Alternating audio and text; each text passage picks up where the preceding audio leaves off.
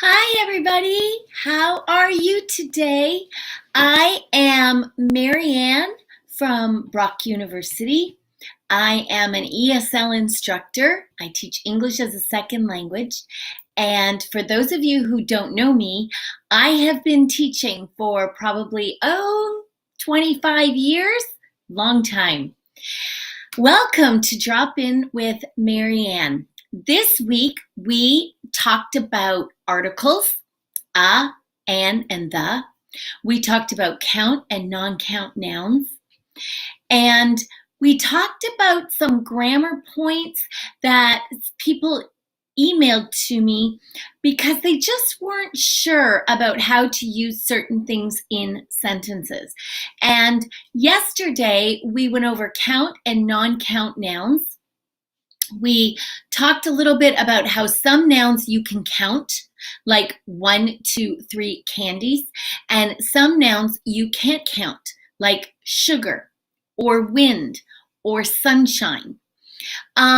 We talked about articles using a, and the.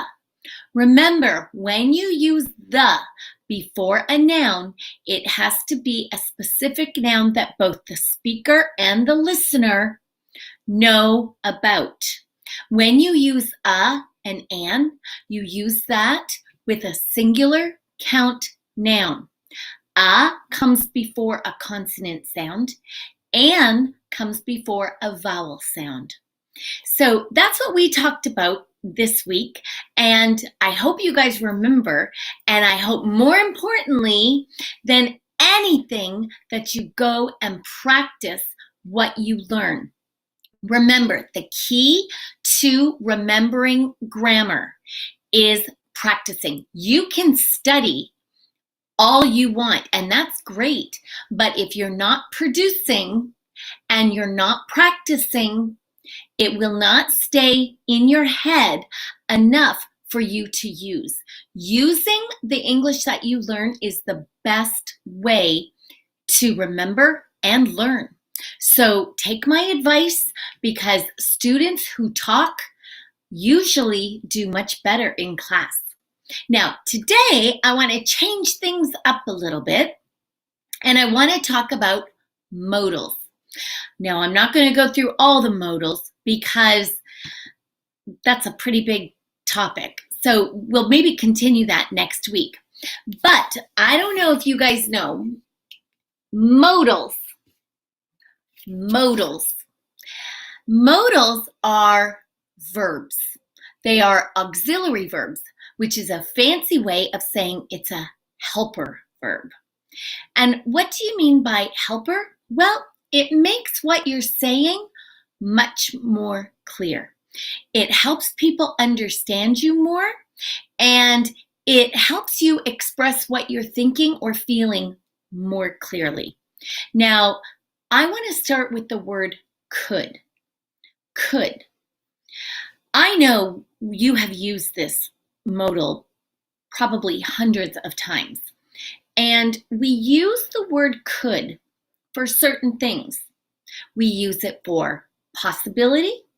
We use it for ability. We use it for past ability because it is the past tense of can. And we also use could for suggestions or requests.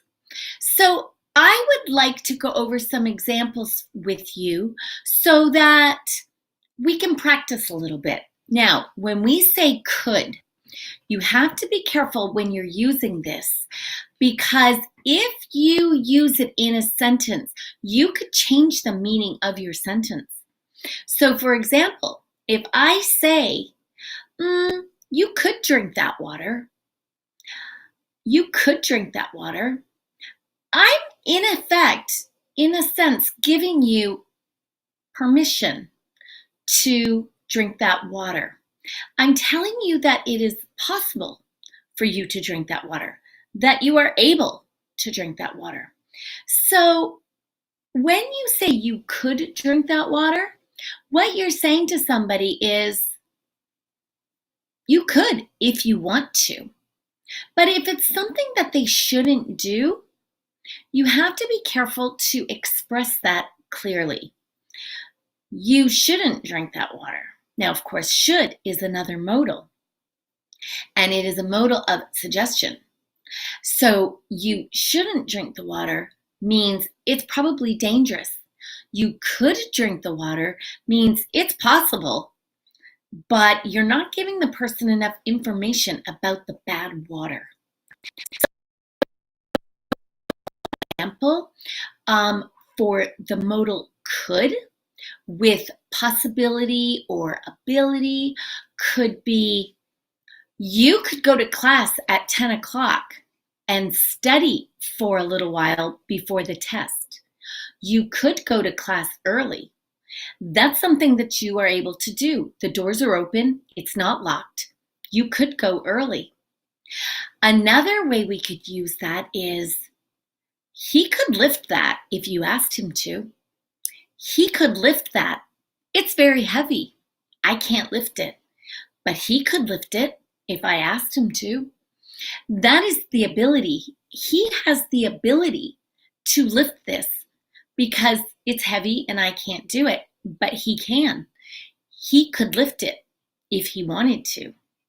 Now, we also use could for suggestions.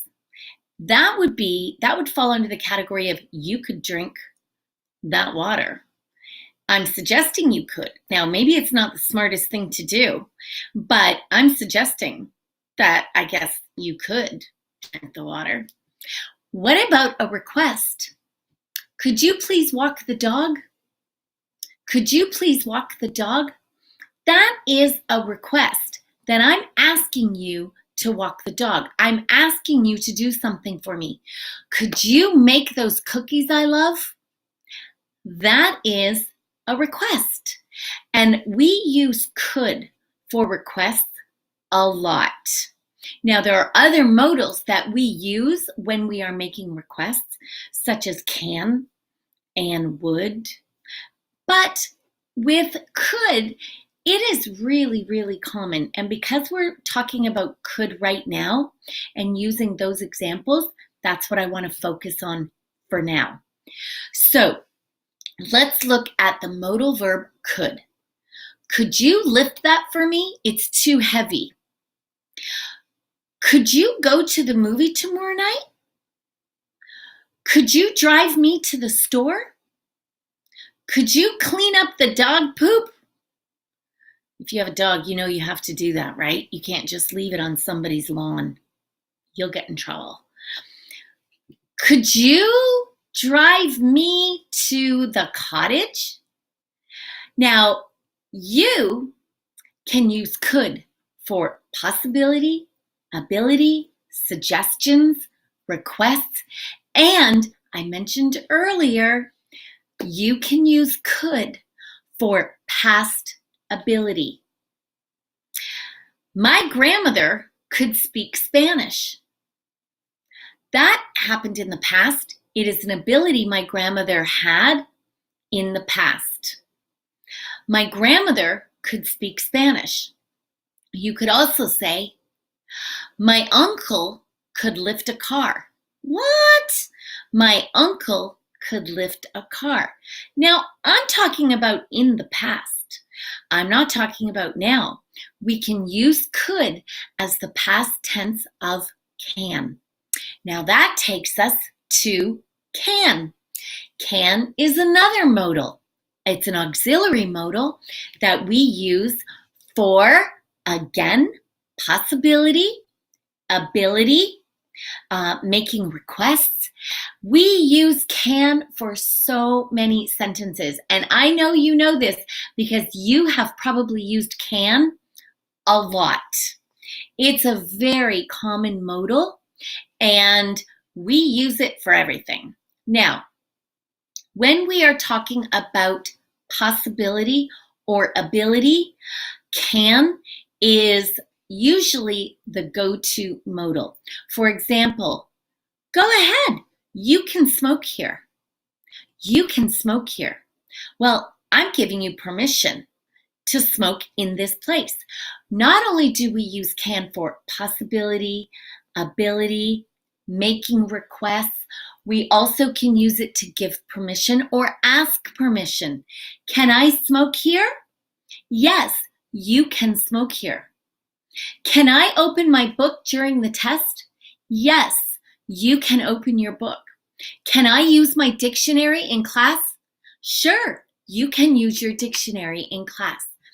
These are uses or examples of using can for permission. Now, what about possibility? Possibility and ability. Can you go to the bank at 2 o'clock? I'm asking you if you are able to go to the bank at 2 o'clock. Can you go to the bank at 2? Can you walk the dog today? Can you walk the dog today? I'm asking you if it's possible for you to walk the dog. Are you able to walk the dog? I'm also asking for a request that you walk the dog. So you see how can and could can be used interchangeably sometimes when we are using these words in modal sentences. Well, let's look at request. Can you go to the store for me? Can you please go buy me some tomato plants? I want to plant tomatoes today. Can you please weed the garden? That means take the weeds out of the garden. These are sentences using the modal can for a request. Here's the most common request that you hear in my house. Can you please go get me an ice cap? I have a little addiction. Can for requests is very common. Now, what about ability? Can you open this jar for me? Can you open this jar for me? If the jar is too hard to open, you would ask somebody, can you please open my water?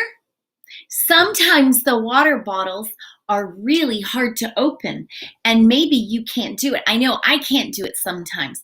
So sometimes I have to ask people if they can open my water bottle for me. Now, that's a request, but it's also an ability because if they can't do it, you have to move on to somebody else who can do it. Another sentence that you could use for can as an ability, can you make cake? Can you make cake? That is also a possibility.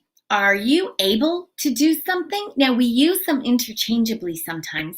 And like I said, with could, also with can, you can use these modals in sentences, and that helps you become more clear when you are talking to people.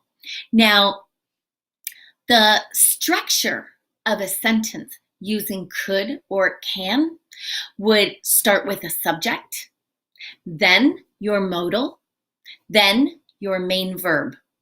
Now, the subject is the person or the thing doing the action.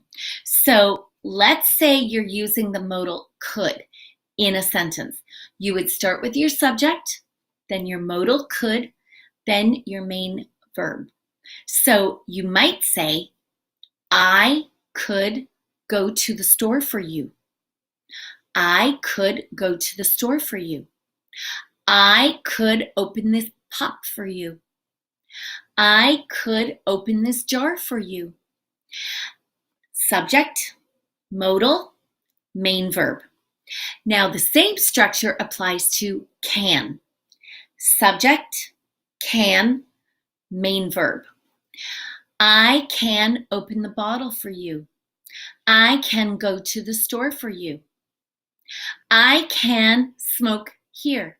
Ugh, smoke, not me, never. I can smoke here. But you might hear that sentence, or you might have to use that sentence if somebody asks you that question. In Canada, we have smoking areas, and at Brock University, we have smoking areas. So you can't smoke anywhere and everywhere. You cannot smoke outside the doors. You must smoke in the smoking area. So a student might ask you, can I smoke here? And you have to be able to say, yes, you can. Or yes, you can smoke here. You being the subject, can is the modal, smoke is the verb. You can smoke here. And that would be the structure of using can and could in a sentence. Now, can you think of another form or another example of how to use can in a sentence? There are so many. Actually, there are probably thousands. Now, asking or giving permission. Can I smoke here?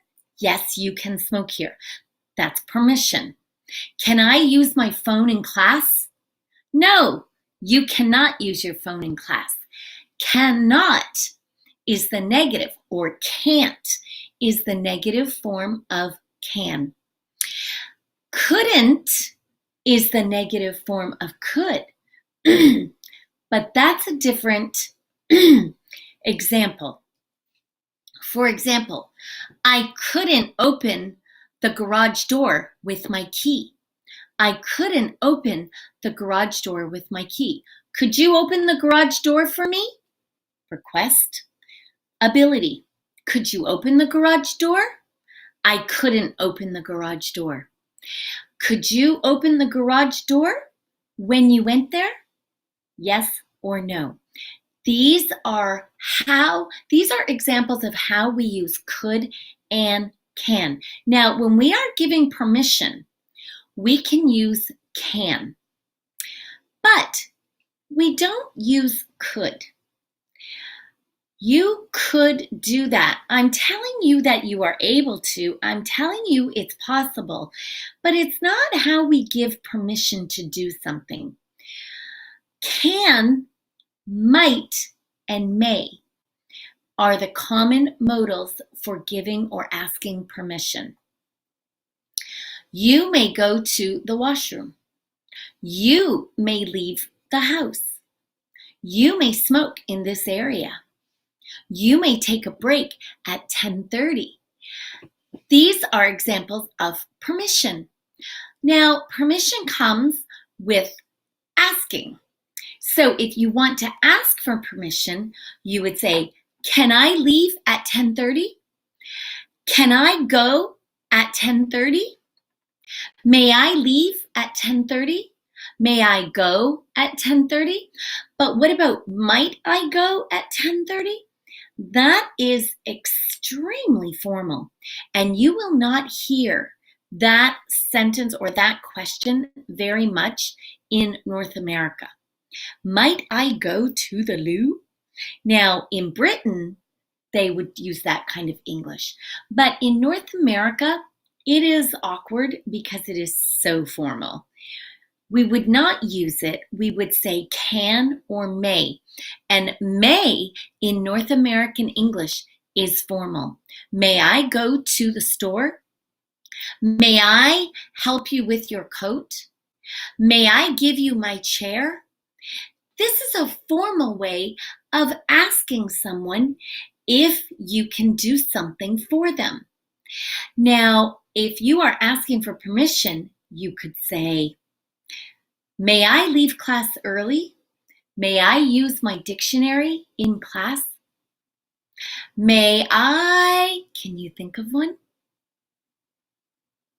May I drink under the age of 19? No. May I drive over the speed limit? No. Will you get a ticket? Yes. You have to be careful when you are using modals because sometimes they can get confusing if you use the wrong modal, and then your listener will be confused and they won't understand what you're trying to say. Now, we have talked about could, we've talked about can, and we also brought in might and may. I went over the structure of how you would use these modals in a sentence. And so now It is your job to practice using these modals. Remember, you guys, practice with your homestay family, practice with your friends, practice with anybody around you who speaks English that you can have a conversation with. And listen for modals in your TV shows and your movies. And another thing I wanted to mention was reading. Reading is a very good habit, you guys, and it will help you with your English, not only with your reading ability, but reading will also help you with listening, speaking, grammar. Did you know that? That reading can also help you with your speaking and listening? It can. You like that example of a modal? Now, I want you guys to practice using these modals in your conversations that you're having.